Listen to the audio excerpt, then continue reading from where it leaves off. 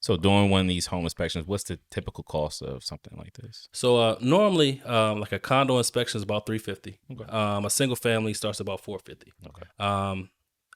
We only increase the price for square footage, so how big it is. So if it's a bigger house, it costs a little bit more. But some, other companies, they charge for zip codes, and like I heard one of the larger companies, they actually charge extra to go to Southeast DC. What? They charge extra. So when I heard that, I was like, and nah. that discrimination? I mean, but who knows? Yeah. How do you know? I mean, They say it's Southeast, zip okay, we codes. charge extra. Yeah, for zip codes, they'll say it's just this zip code. We just charge a little bit more for this zip They code. charge by the zip code. Yeah, but we don't do that. But that's I don't know. Other companies do things different, but the house is the same. You know, it's an older home. Wherever it is, it's gonna have similar stuff. So it's not. I don't know. Maybe they had a bad experience and they're just like, hey, we're gonna if we gotta go to the area. We at least gonna get paid a little more. Granted, I will say, in an older home in Northwest, generally is in better shape than an older home in Southeast.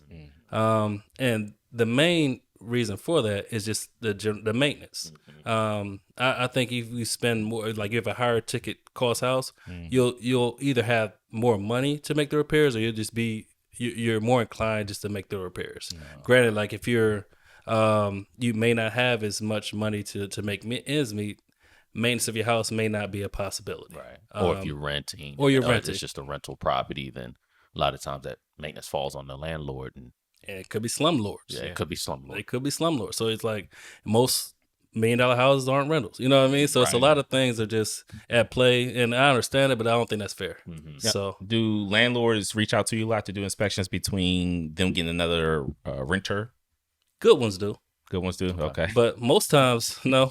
They just they're not trying to spend the money. No, they're just painting over stuff. Yeah. I've seen them paint over the outlet. The landlord special, right? Landlord special, man. That's a real thing. And I see the the stuff on Instagram all the time, but that's like a real It's a real thing. Yeah. It's a real thing. Like they really just try to, because they're for profit. Yeah. They're not in it they're not living there. You know what I mean? They're trying to make the most money, from their property. Right. Pay their bills and make a little bit more. And the more they got to put in it, it's like it's taking away from their bottom line. But I think if you just fix it up and make things right, it'll be less things you have to worry about later. Right. Because preventive maintenance is always cheaper than waiting for stuff to fail and fix it then. Exactly. So I'm sorry. Yeah, no, I was saying most people aren't proactive; they're more reactive. So they wait for something to happen and then they do it. Now that you brought that up, what are some maybe like top 5 tips or something that you would tell for potential home owners or current homeowners of preventative maintenance that they can do in their own homes?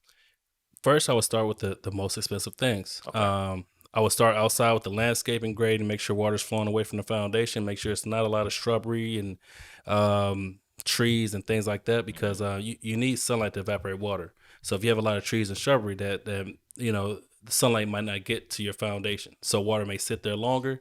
And cause issues. So I'm really big on grading, keeping water away, servicing the HVAC system, because that's like your next most expensive system.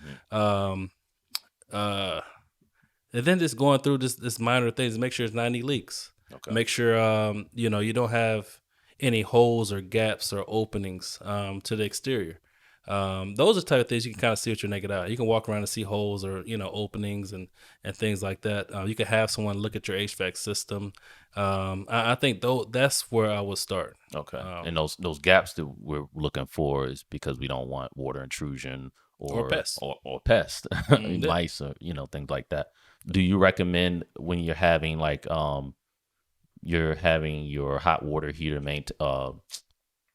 looked at yearly? Do you recommend having it flushed once a year as well? Absolutely. Okay. Yeah. So not necessarily once a year, but every 3. Every 3 years. So, okay. So inside of a water heater, it's what's called a sacrificial anoid rod. It's a steel rod that goes down inside the tank, and water attacks that rod before it attacks the tank itself. So water heaters, like the manufacturer says, last about 10 years because that rod wears out after 3 to 5, and then 5 years later, the tank itself rots out. So after 3 to 5, you change that rod, you can the tank can last 5 to 10 more years. But it's that rod is what stops the water from deteriorating. And that's in a gas or electric? That's gas or electric. Okay. So when you're draining the tank, you're draining all the sediment from the rod decomposing. Okay. So that's why you flush it so it doesn't, What do those contaminate the water. rods typically cost for services? A few $100. Like maybe $200 to $300. A water heater is about $1,500 to $2,000. Right. Really, if you buy a water heater from Home Depot, you can get it for like $750 to $900, and installed is about $1,500 to $2,000. Now, is the maintenance the same on a tankless heater as well, or is that a little different? It's a little different. Okay. So it's coils inside. All right. That heat the water. So sometimes it's called scaling. It'll I guess corrosion build up inside. So you should have that cleaned out. But that's really the biggest thing with tankless water heaters. Okay. Yeah, because with the tankless water heaters, is it instant hot water? How does it work? Well, so it's not necessarily Continuous. instant, but so normally I'll take it back. So normally your water heater and your refrigerator use the most energy in your house because your water heater is always heating, your refrigerator is always cooling. So instead of reheating the same water over and over, your tankless bypasses that, and only heats it when you need it. Okay. So when you turn on the hot water fixture, it takes a little while longer to get there because it's heating it up right then.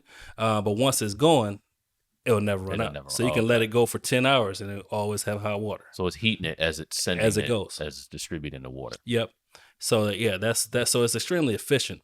But yeah, I think So how often do you think somebody should have their home inspected? So it seems like home inspections shouldn't just be only when you buy a house, but it should seem kind of like a doctor's checkup. You should get your physical every so often. So how often do you think that's recommended? So we have we do annual home inspections. For a newer house, I'll say after the first year you want to do it.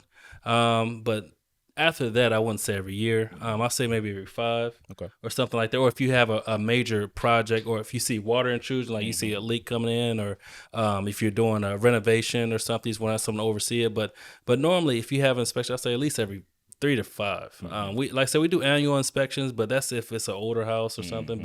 But newer homes, normally things don't deteriorate that quickly. Okay. Do you sometimes have requests to do inspections for potential home sellers, like they're getting ready to put their home on the market, but they want to get their own report before they put the home on the market, just so that way they're kind of out in the head, even though the buyer's going to get their own inspection done? But does it kind of give them a leg up to maybe having an inspection or pre-inspection done prior to putting the home on the market? Yes, and I think that's extremely critical. And I think the best agents in this area do that because it just takes out the headache. Right. Like most agents hate home inspectors because they call us deal killers. But it's the house kills the deal. It's not us. You know what I mean? So when the best agents, they want to know ahead of time. So they'll send me in. I'll find everything. They'll say, okay, so I'll fix these things, but we're not gonna fix everything. If they bring it up, then okay. So you at least know. So we do a lot of pre-inspections, pre-offer, pre-listing inspections. It gives you more information, so when the buyer gets their inspection, you can kind of compare them maybe and say, well, this is what we found on the pre-inspection. This is what how do we remedy? No, that looks great. That makes you look great as an agent to say, you know what, we're ready for you. You accept it. We accept your offer. We already had a home inspection done. Take a look at this. You feel free to get your own, but we have a home inspection report already. So it just makes you look like you're serious, like you're not trying to get over, because most people think that people trying to get over on them, and oh, you're trying to hide something from me or whatever, and sometimes that's the case. But if you come out in front I have all this together, I've done it, these are professionals, like a well trusted, real reliable company, they did it, that makes your brand looks better. Because that's why I feel a lot of real estate companies partner. Well, they don't necessarily partner with us, but they use us because if we do do a good job, that makes their brand look good. It's like, oh, my agent was great, but their inspector, they found everything. They did this. So I mean, it makes them look good too. Yeah, it goes a long way for customer service, and then your customers in the future as well. Is your reputation. Absolutely. Yeah, it's a word of mouth business, especially in this area. All, like I said, most of the movers and shakers in this industry, they know each other. Okay. So I mean that it's a word of mouth industry, and that, like I said, that's driven my business more than anything. I haven't I don't normally cold call or things like that. When I first started, they taught inspectors that we needed to go to real estate offices, drop off cards, candy, whatever. But especially when the pandemic happened, most agents weren't going to the office at all. Yeah. So where can you find them? On their phone. So that's why social media was critical to kind of getting us a leg up with that. Have you ever had a tell us basically a situation where you maybe encountered a difficult situation, whether it's with the potential buyer or the agent, and how that whole situation went down? What do you mean by that? Maybe you did an inspection and you provided a report, and maybe the owner said, "No, I know that's not true. I know that can't be true. That's a lie." Because you might have a flipper right there that they just trying to get rid of it quick, fast. All the time. All the time. Yeah.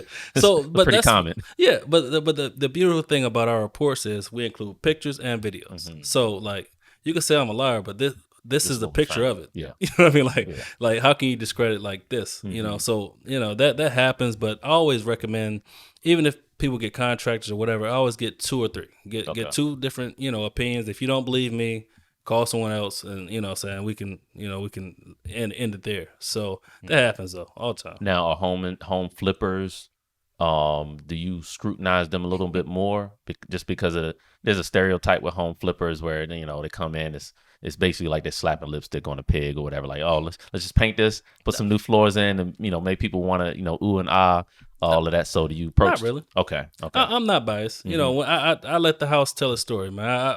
When I go in the house, it's like opening a book. I just read the pages that's there. If I'm walking around the house and I see a whole lot of shoddy work, I'm like, yep, okay. When I go in here, I know it's gonna be jacked up. But if it looks like it's good workmanship throughout, then some flippers do a great job. But some flippers, they underestimate how much things are going to cost. They'll get a contractor going there, they say can do it for cheap, and the contractor underbid themselves, and they don't have the resources to finish it. So they just kind of either take a long time or they cut corners. Yeah, I know you spoke about using drones to see on top of roofs. What other type of technology have you used to do home inspection? So like I said, outside of the drone, I think my favorite tool, the tool that people love to see, is a thermal camera. Okay.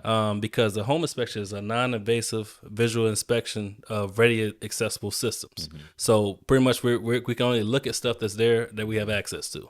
Right. We can't see through the wall. The thermal camera detects heat temperatures. Okay. So if there's an area that's cooler than a surrounding area, that could be an indication that it could be wet. Okay, so we use a moisture meter to verify. Okay. Yep. So they call it a Ghostbuster tool because you can see ghosts and stuff too. But I mainly use the scan walls to see if there's any signs of moisture or air leakage, or sometimes the windows, with condensation in the window, when it becomes white and foggy. Yeah, you can see in the camera when the sill breaks. You can actually see it. So a lot of things like that are extremely helpful, and insulation, because like I said, more homes are becoming more energy efficient because people don't want to waste their money. They don't want to just be throwing heat out the window. Right. So I always look for void areas or areas that cool air can come in, or warm air is going out. So I think, like I said, that's one of my favorite tools. I also have a crawl bot. So a crawl bot. Yeah, I have a robot. So I don't know if you ever seen like the shows where the robots are attacking each other. Yeah. So I have something that's similar to that. Okay. And I'll take it in CrossFit. I don't want to go in. Oh, that's actually pretty cool. Yeah. So it has a camera mounted on the top, lights on the sides, and it has like tank rollers. Okay. So it rolls in, and it takes I can take pictures of everything in there. Has the battery ever died? That's what I was just thinking.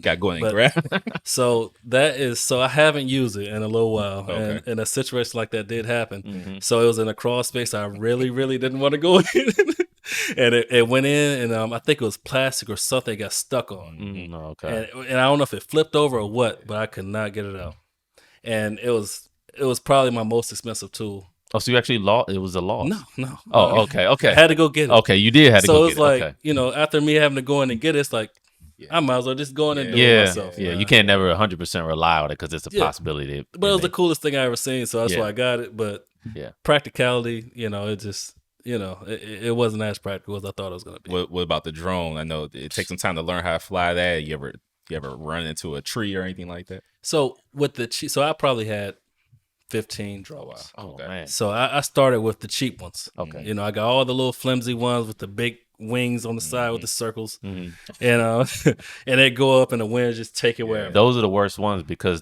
when they have those the circle wind guards on them, that creates a wind tunnel. And that's why they go all over the place. Exactly, because that circle creates a wind tunnel under that. But they don't.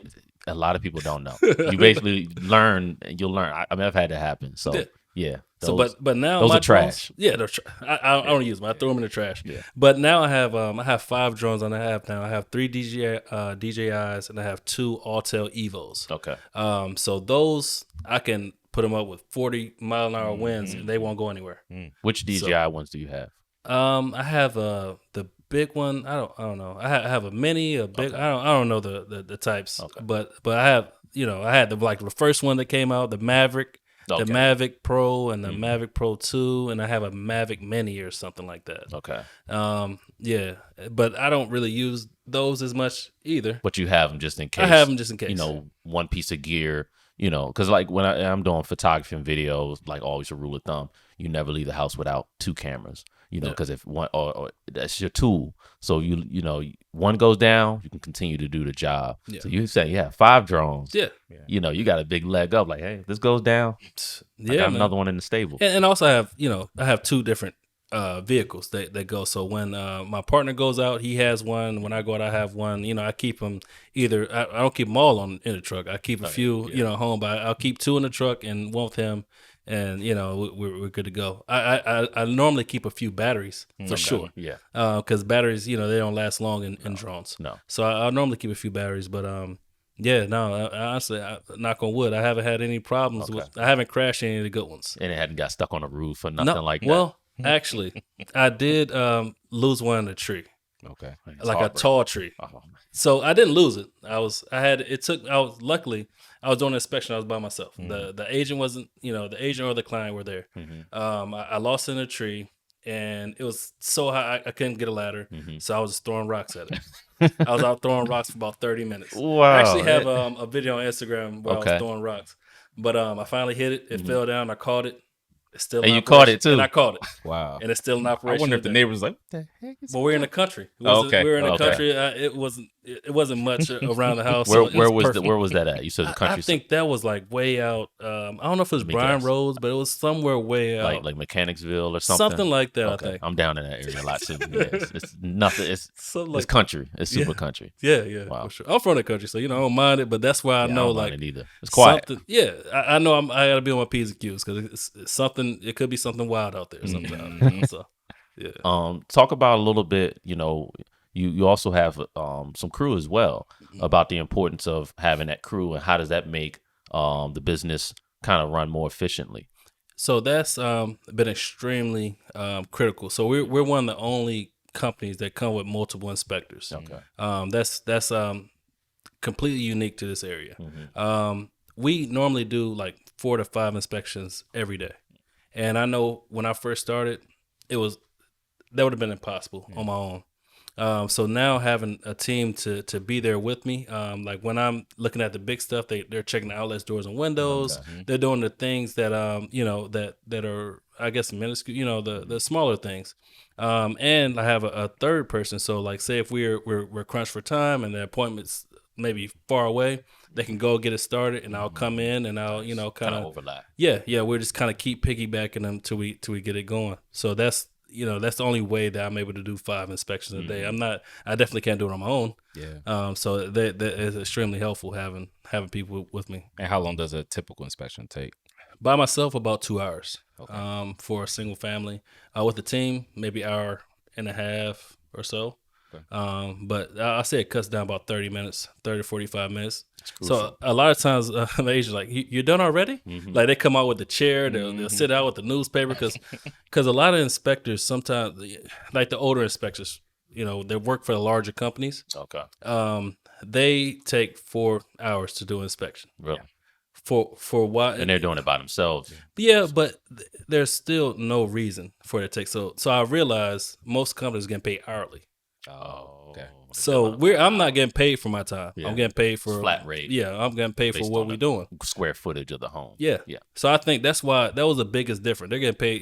They trying to milk as much time as you can because, and realistically, like I said, home inspection is non-invasive, a visual inspection. Mm-hmm. We're not HVAC contractors. We're not plumbers. We're not electricians. Mm-hmm. So there's no reason for you take apart a whole furnace. Because even if you find something wrong with the furnace, you still got to recommend the HVAC contractor look at it. Are they allowed to take their furnace Not apart? really. I mean, No, but okay. I don't know what they're doing. Okay. Take it out town. Like what else? Yeah. I don't know. You know what I mean? So it's just it's like for if it's a large house or a pre-drywall or something like that. That's different. Yeah. But 10,000 like, square foot home, something or like that. Yeah. Yeah, but like for 1,200 square feet, there's not that much that you're looking at. You know what I mean? You could look at every wall in the whole house and still be, an hour and a half, 2 hours. 4 hours is extreme. That's like you're in there for 2 hours. Like I'm gonna go take a break and come back and do the same thing. Like I just And I'm gonna sit back and I'm gonna just what check my messages real quick Right. or to read the paper. What I never understood it. So luckily, the company that I worked for before I started my own, they were already beginning to revolutionize having multiple inspectors and not waste the client's time. Yeah. You know what I mean? Because I mean, I'm there until the client feels comfortable. Even if we finish the home inspection, I'm there. If you want to walk you through everything, everything we saw, I can do that. But I'm not gonna be there all day and just waste everyone's time. Right. You know, that's not what we're here. Talk a little bit about that time when you say you started your own company.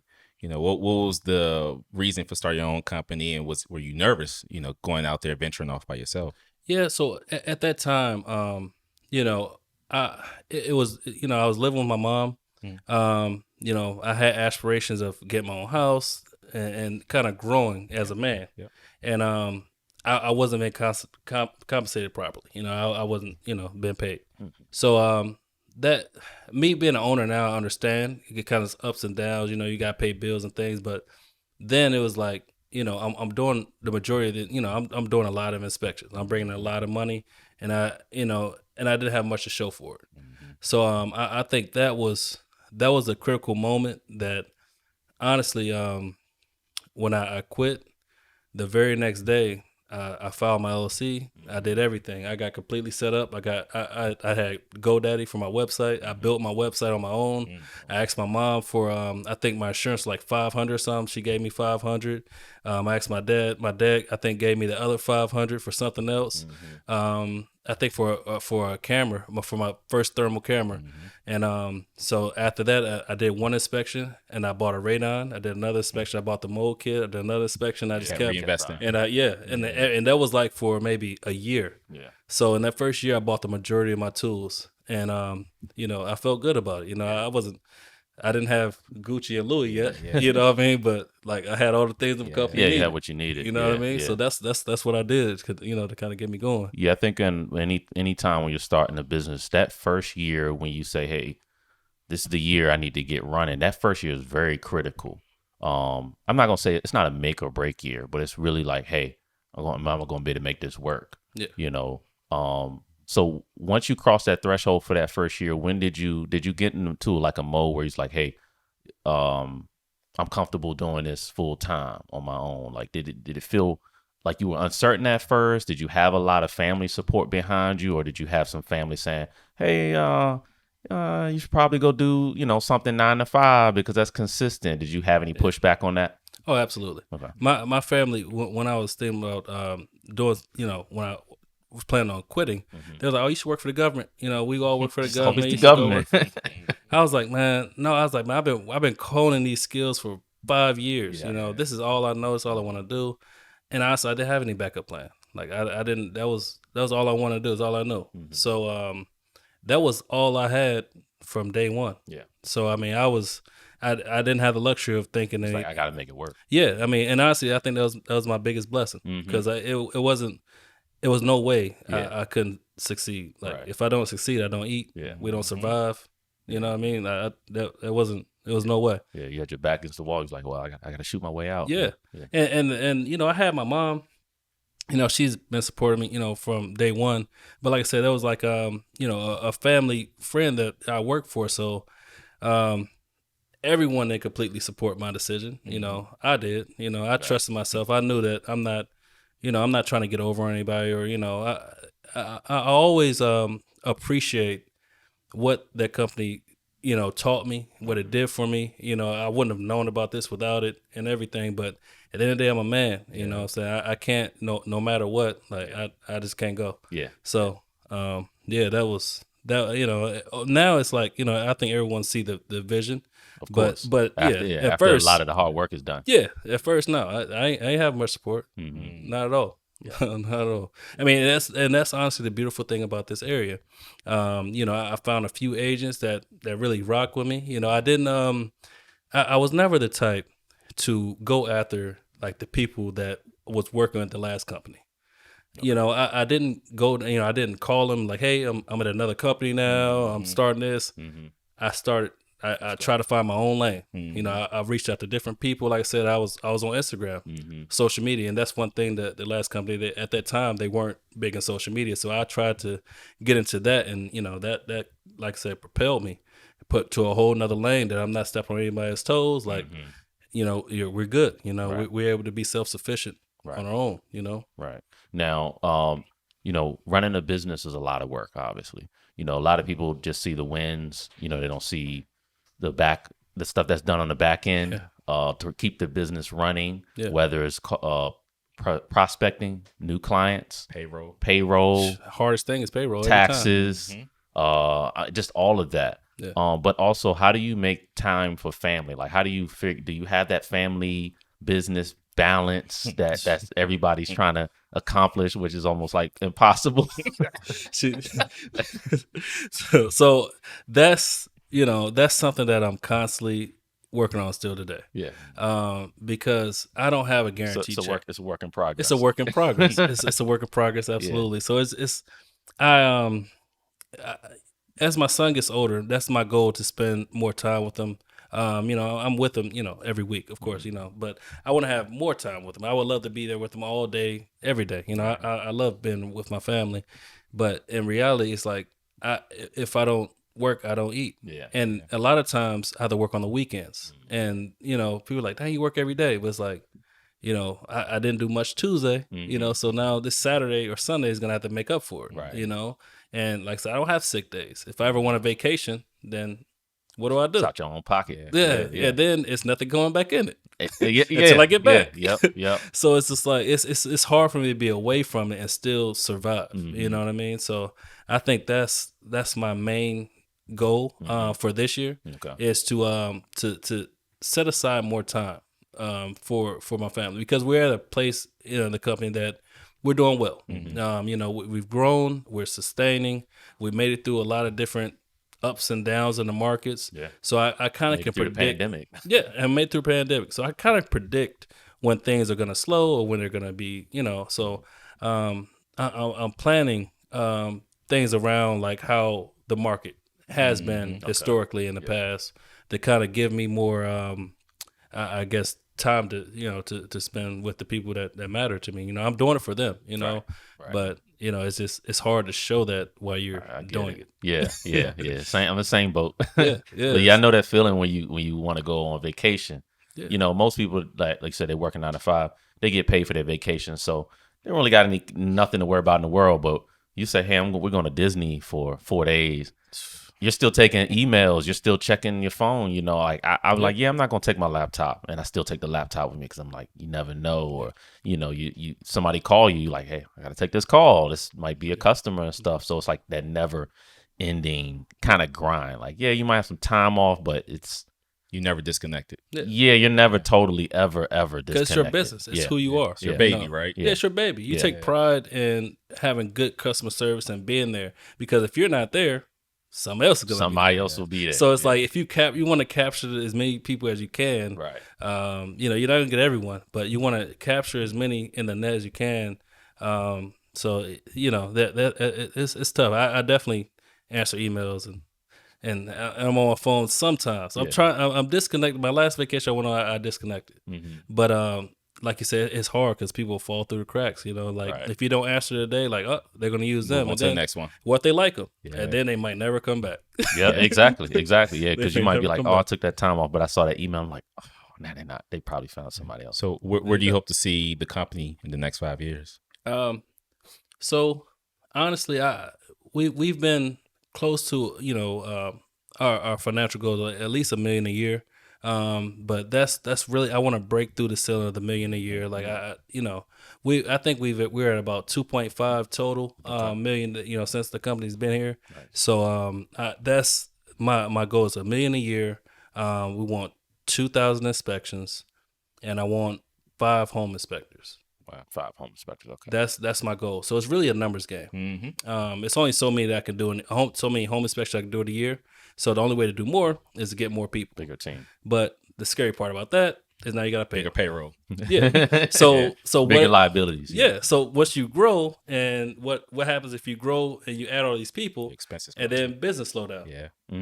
Yeah. So it's one of those things. It's a delicate balance. Catch-22 It's a right delicate there. balance, Yeah, man. yeah. So that's like really been my goal of figuring out, and I think doing more media things, social media is kind of getting more eyeballs on us, and just allowing honestly continue to do great work because I think I like working with first time or new agents, so we can kind of grow together. Okay. I love working with agents that's been here for a while, but most agents that have been around for a while and they're booming, doing a great job, they have multiple inspectors they use. But if I get someone that's that don't know many inspectors, then we can kind of go up together, and I'll be the guy. Right. Have you ever thought about establishing the company outside the DMV, maybe down south or somewhere else to kind of grow that business? Yeah. So my cousin works with me, and he's from Charlotte. Okay. So we've talked about branching into Charlotte. I have family in Indiana. Excuse me, but I haven't actively done it. Okay. But I haven't started doing anything, but that's like my next step. Once we have enough inspectors here, I would love to branch out. But again, once we get there, we got to make sure that we have enough work to sustain a team. Yeah.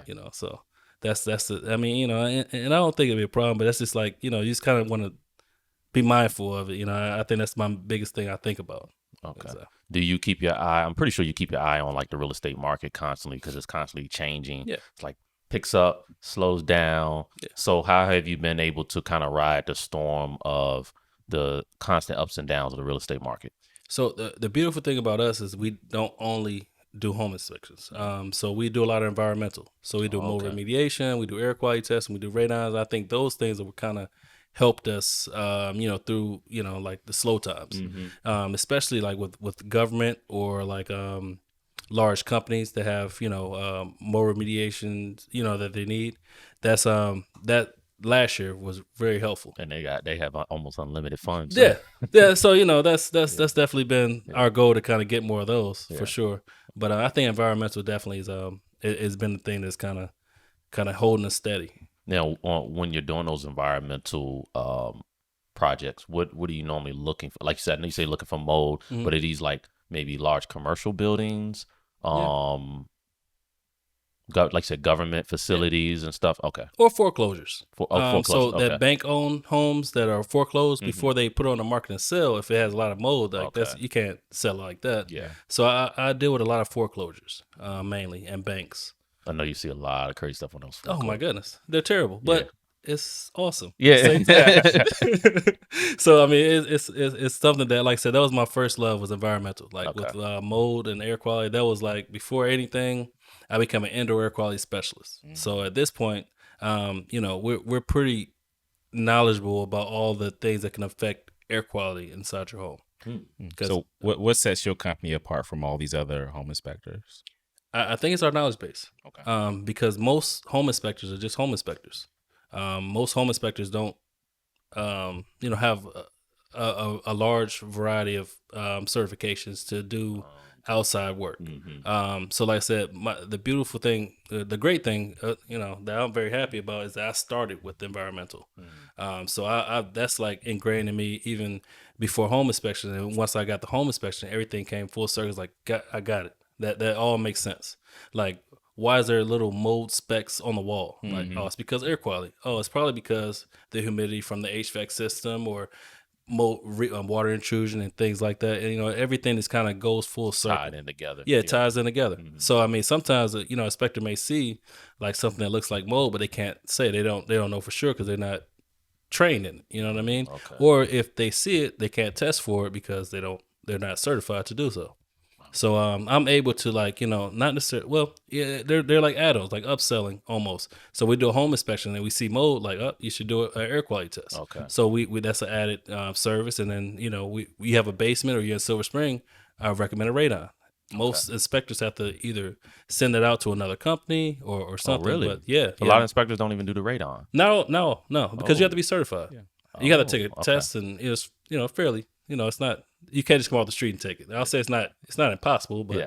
it's it takes a little reading. So like you said, they're just home inspectors. They're just doing a base visual. They're not doing anything more detailed, like you said, like the radon, the air Absolutely. quality stuff Yeah. like How that. long does it take to do a radon test? 48 hours. Okay, So so that's the shortest amount that you could, shortest time frame that you can do a test. gotcha. But really, the best radon test is closest to a year that you can get.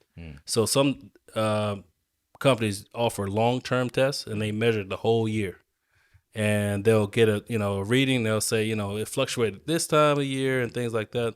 And normally radon levels are highest in the winter, and that's due to the stack effect. Warm air rising. So as the warm air rises, gas is being pulled up too. So yeah. All right.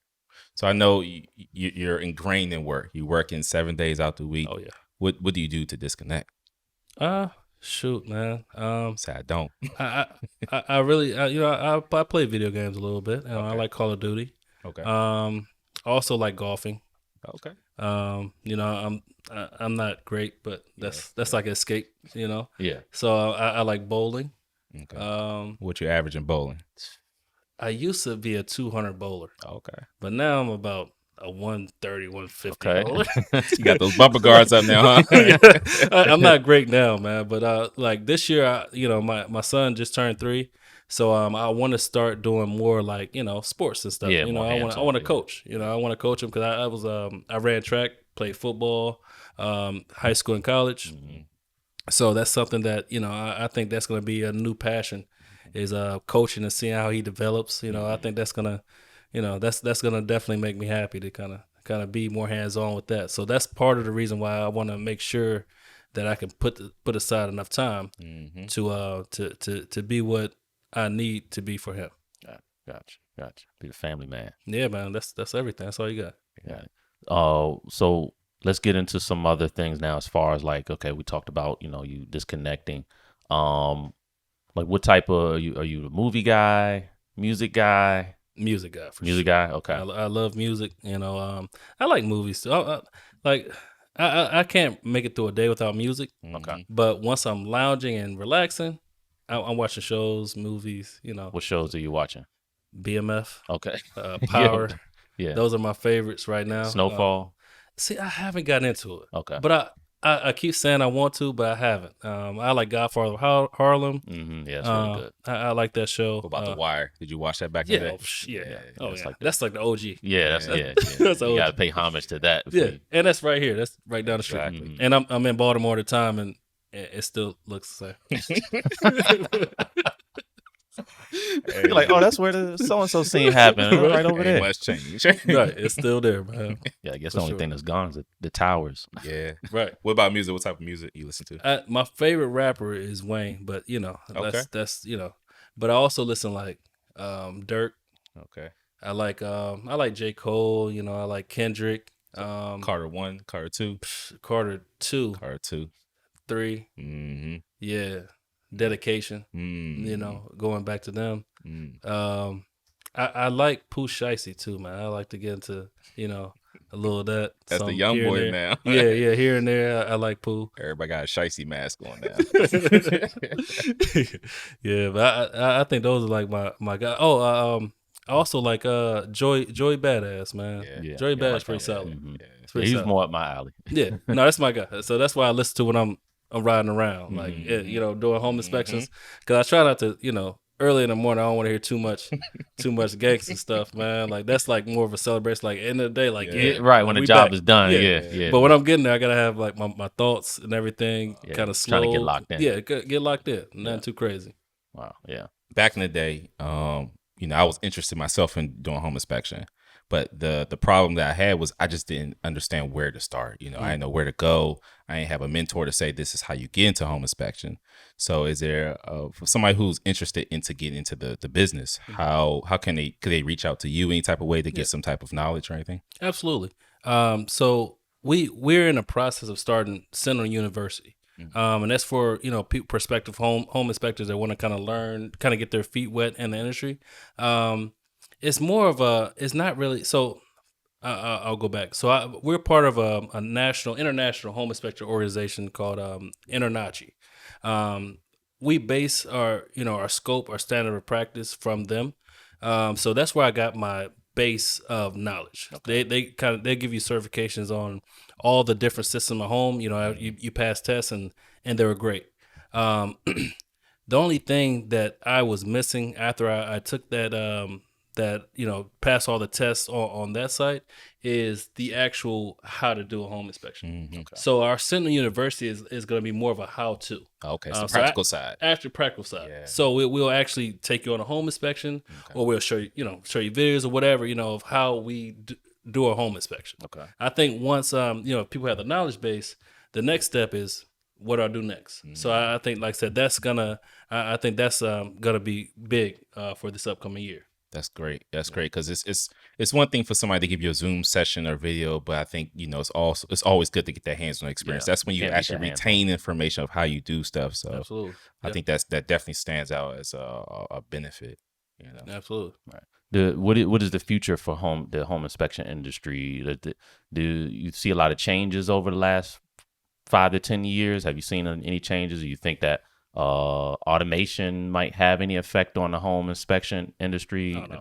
Okay. Yeah, I'm not as concerned about robots taking over home inspections, because, like I said, it's so many different components and pieces. Like, it's a lot. You have to know HVAC, electrical. It's not just a streamlined process. Yeah. So I'm not necessarily worried about that, but I think today's is more home inspectors telling you what they're doing or how they're doing it. So they're making more reels of them on home inspections and things of that nature.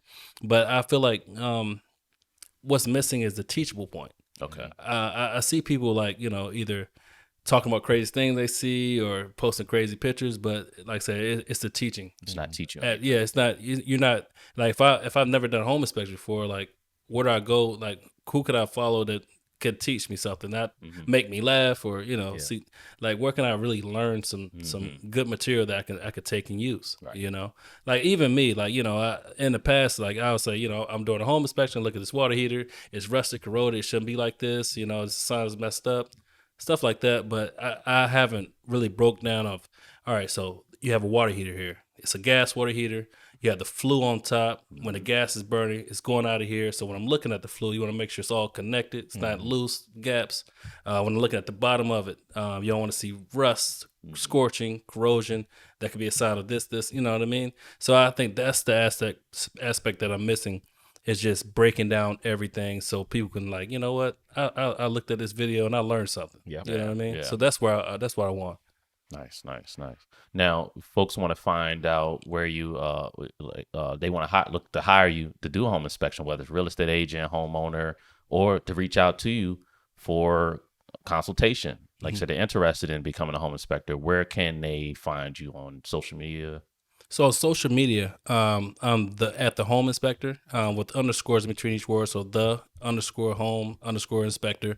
Our company website is Sentinel HI, SENTINELHI, and our website is sentinelhi.com.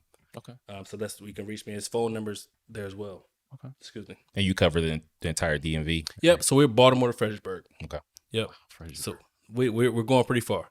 And what's crazy is I've done that drive a lot. Okay. From Baltimore to Fredericksburg. I don't know how it works out like that. That's like 2 hours, like 2 hours change. For sure. Yeah. And I've done it way more than I probably should. But it's extremely difficult to kind of place all the homes or at the same time or at the proper time, because everyone has different needs. Like some people need inspection today. Some people, it's hard to do it. So we kind of got to take what we can and kind of go where we go. Right. Sounds good. Anything else you want to plug? No, I think this has been awesome, man. I think y'all did a great job. Thank you for having me. It's been a crazy, amazing experience. Thank you. Really appreciate it. Glad to have you on. We hope to continue to be able to work with you, have you back. Once you, like I said, because you're talking about taking over and going to other places and having a bigger crew. So we here, man. When you do that, we definitely got to have you back. Looking forward to it. Absolutely.